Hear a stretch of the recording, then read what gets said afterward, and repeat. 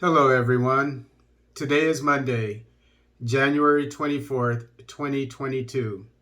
COMESA outlines measures to boost intra-Africa trade. This article is taken from The Nation. The Common Market for East and Southern Africa, COMESA Business Council, CBC, says there is need for business in the region to exploit potential and local production to enhance intra-Africa trade. CBC newly elected Vice President James Chimwaza said in a written response to an emailed questionnaire on Friday that time has come for COMESA members to focus on domestic and regional markets other than the external markets. He said, "We want member states to focus on filling the gap in production and trade, especially for strategic sectors that contribute the regional or continent's export earnings and sectors with significant unexploited production and trade potential." Further to this, member states also need to design and implement policies, legal and institutional frameworks to promote private investment in regional value chains. For instance, investment codes, land policies, and fiscal policies. Ministry of Trade spokesperson Mayeso Sokera is on record as having admitted that trade between Malawi and other countries is minimal, where intra-Africa trade in the country accounts for less than 16%.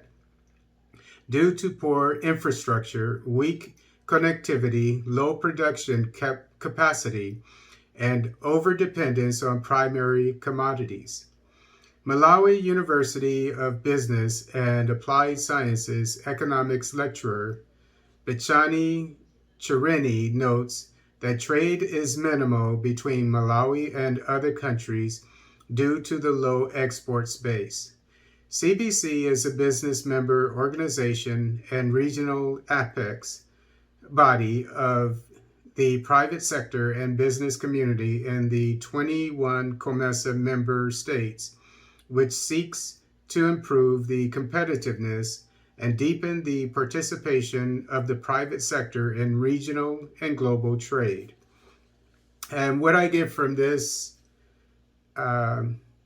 article is the need for African nations to connect with each other and connect through the internet, as well as, but more importantly, through infrastructure, building railways and highways that will connect all of the African nations. And also not relying on the primary products. I don't know if that's what it's called, but it's the, not manufacturing things, for not having finished products like washing machines and things of that nature, which Africa is able to make. And this is shown by the fact that Ghana has automobile companies, so does Nigeria. Uganda has a bus company that makes its own buses, etc. So if Africa can do these things, it can easily make washing machines. The only problem is the infrastructure is lacking, so it's easier for African nations to export or import to and from foreign countries than it is to and from fellow African nations. So the first order of business is to build railways that will connect the whole continent. And a big problem that's impeding this is the lack of peace and security, in places like DRC and Central African Republic.